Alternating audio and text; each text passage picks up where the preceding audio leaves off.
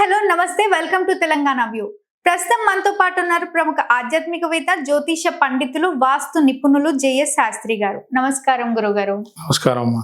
గురుగారు 25వ తారీఖున అమావాస్య ప్లస్ ఆరుద్ర నక్షత్రం రెండు కూడి వచ్చాయి. సో ఆ రోజు పాటించాల్సిన విధి విధానాలు ఏంటి, ఆ రోజు జరుపుకోవాల్సిన రెమెడీ ఏంటి గురుగారు?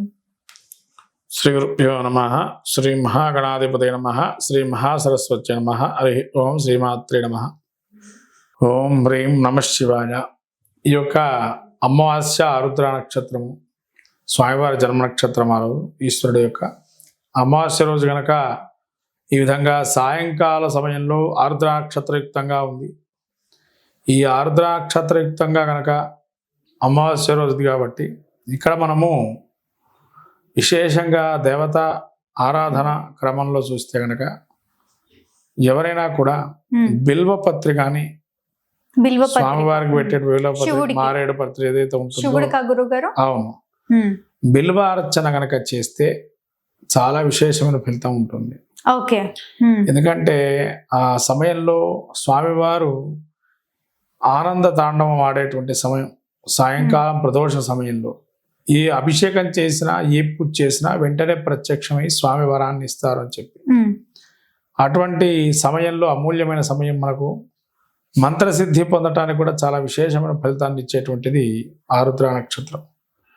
కాబట్టి ఇటువంటి రోజున ఆరుద్ర నక్షత్రం అమావాస్య రోజున మనం విధి విధానంగా శివుడికి ఆరాధనా క్రమంలో అభిషేకం కానీ పాశుపతాభిషేకం కానీ అఘోర పాశుపతం కానీ శతరుద్రియం కానీ ఇలా హోమాల్లో కానీ సాయంకాలం ప్రదోష సమయం పూర్వమే హోమం చేసుకొని లేదైనా అభిషేకం కానీ పత్రితో అర్చన విశేషంగా లక్షపత్రి పూజ అంటారు.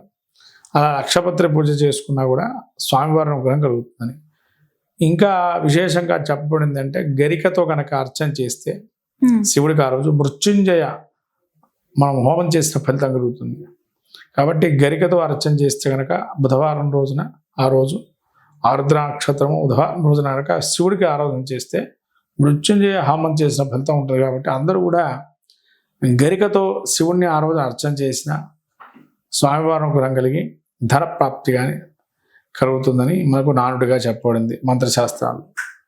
ఈ విధంగా అనేక రకాల గ్రంథాల్లో కూడా మనకు బిల్వపత్రి ప్రాముఖ్యం ఏంటంటే లక్ష్మీదేవి స్థిరనివాసమే ఉంటుందని చెప్పి ఆ వృక్షం కింద.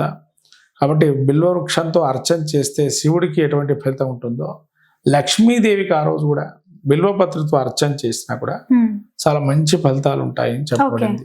కాబట్టి అందరూ కూడా కనీసం 16 బిల్వదళాలతోని లక్ష్మీదేవి అర్చన చేసుకున్నా కూడా చాలా మంచి ఫలితాలు ఉంటాయని చెప్పబడింది. ఏ సమయంలో చేస్తే మంచిదంట? సాయంత్రం ప్రదోషం సూర్యాస్తం 6:30 ఆ సమయంలో చేసుకున్నట్లయితే 6:30 to 8:30 లోపు మంచి ఫలితాలు వస్తాయి. తప్పకుండా గురుగారు. అమావాస్య రోజు పాటించాల్సిన విధి విధానాల గురించి ఎంతో చక్కగా తెలియజేసినందుకు ధన్యవాదాలు. నమస్కారం. చూసారు కదా, మా వీడియో మీకు నచ్చినట్టయితే లైక్ చేయండి, షేర్ చేయండి, మా ఛానల్ని సబ్స్క్రైబ్ చేసుకోండి. గురుగారిని కలవాలి, మరిన్ని విషయాలు తెలుసుకోవాలి అనుకుంటే వీడియోలో స్క్రోల్ అవుతున్న నెంబర్ని కాంటాక్ట్ అవ్వండి. Thank you.